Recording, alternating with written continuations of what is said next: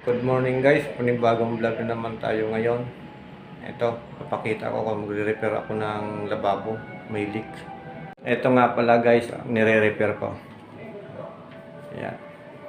Dito tayo ngayon sa Taguig, Pondo. Ito kasi, ito guys, pag nilagyan ng, pag pinunduhan siya ng tubig, kumakatas sa loob. Sa ilalim, natulo sa may hingahan niya. Pina-repair na daw to dito sa SMDC. Ganun pa rin naman, nakatas pa rin.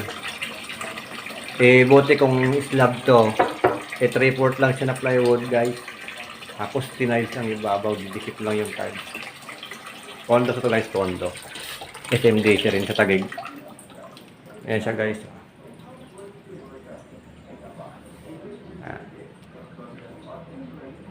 CR. Tapos dito yung kama. Ito yung lamesa, kainan. Ito siya dito guys, yung kama niya. Ayan. Ayan. Dito yung kapatid ng may-ari. Tsaka ito yung ito nga pala ngayon guys, yung swimming pool. Nasa second floor lang tayo. Ayan. Ayan siya guys. Kaliwat kanan.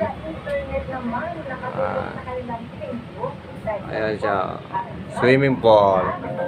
Pasok tayo sa loob guys. At nagra-radyo yung kapatid ng may-ari sa rumati kasi naagang ito yung CR niya guys. Maliit lang din.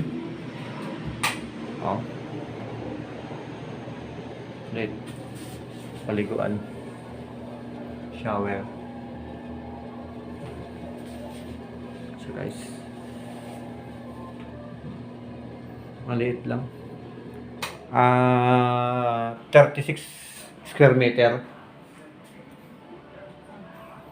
Ito yung lababo. Utuan, yun. Okay. Tapos ito na nga pala guys, ituturo ko na yung problema. Kasi kanina, ganyan ang ginawa ko. So, binabarang ko siyang tubig. Pinuno ko siya. Ganyan pa lang, kalahati pa lang siya. Talagang tulo na sa baba. Ayan. Kasi, siyempre, singawan yan pero dadampan yan. Dapat, kung okay siya, wala siyang kakatas na tubig. Dito. Ayan. Ayan, kanina dito mayroon din. Tapos doon sa ilalim, ngayon wala na. Akala ko butas yung lababo. Ito siya guys, ipakita ko kung saan siya dumadaan kanina. Teka. Ayan, yung may kulay blue na yan. Ayan, yung may kulay blue na yan.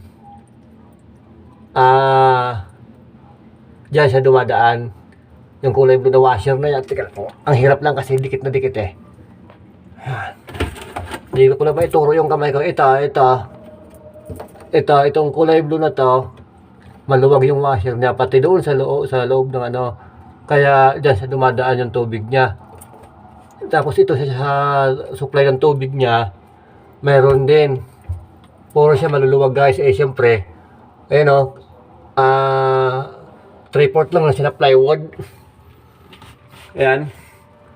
3/4 lang siya na plywood Tapos tiniles lang yung ibabaw. Ayos. Akala ko nga slab eh. Bagay sa mga kondo kasi ganun talaga. Ito sa laan. Trainer niya, ayan tubig Kasi kung may sibo, dyan siya muna pupundo. Ayan. Ayan siya guys. Okay. Tapos mamaya may mamasidyahan pa ako. Ayan, okay na siya. Kaya pwede na natin siyang i-drain.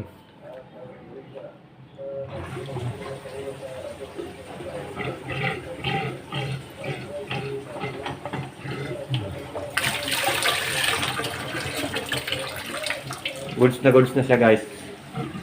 Nakuha na natin yung sakit niya. Yan. Tapos dito, ito pala, magbabari na ako sa wall na to. Dito banda. Magbabari na ako, ikakabit to. Yan. Yan. Kakabit siya, guys.